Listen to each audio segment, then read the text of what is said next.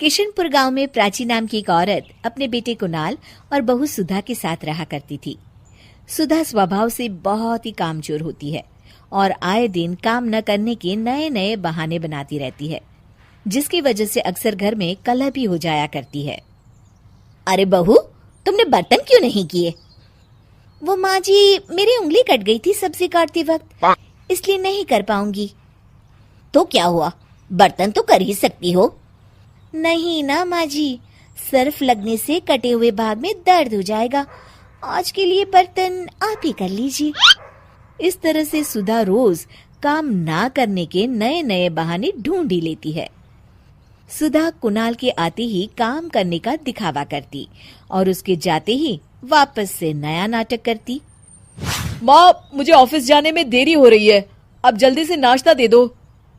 जी, आप माँ जी को क्यों बुला रहे हैं? मैं अभी आपके लिए आलू के पराठे बना देती हूँ। अरे वाह सुधा, जब से तुम आई हो माँ को कितना आराम मिल गया है। तुम सच में बहुत अच्छी बहू हो। प्राची सुधा की इस आदत से बहुत ही परेशान होती है, मगर वो कुछ भी नहीं कर पाती। इधर सुधा काम न करने का रोज एक नया बहाना ढूंढ लेती। अब कोई ऐसा बहाना बनाऊंगी जिससे माँ जी की चिकचिकी खत्म हो जाए और वो मुझे काम के लिए बोलना ही छोड़ दे। सुधा रसोई में जोर जोर से चिल्लाने का नाटक करती है और प्राची भागी भागी उसके पास आती है। क्या हुआ बहू? पता नहीं क्या हुआ माँ जी, अचानक आंखों में कुछ चला गया, दिखाई नहीं दे रहा मुझे। अरे कैसी बातें कर रही हो? आंखों को अच्छे से धोकर मसलो ना। आंखों को बहुत बार धो लिया मैंने, मगर कुछ भी नहीं दिख रहा अभी। और इस तरह उस दिन से सुधा अंधी होने का नाटक करने लगती है और घर का सारा काम प्राची के सर आ जाता है। वो समझ भी नहीं पाती कि आखिर सुधा को हुआ क्या। इधर सुधा की ऐश हो जाती है। वो अब बिस्तर पर बैठे बैठे हुक्म चलाती रहती है। माँ जी, जरा चाय तो पिला दीजिए ना। हाँ बेटा। प्राची को शक हो जाता है कि सुधा नाटक कर रही है और वो अपने तरीके से पता लगाने की कोशिश करती है। प्राची घर में आई स्पेशलिस्ट डॉक्टर को बुलाती है।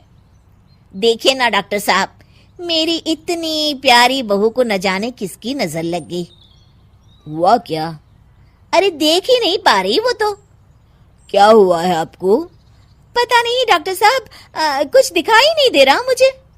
ठीक है, मैं चेकअप करता हूँ। क्या हुआ है इसे?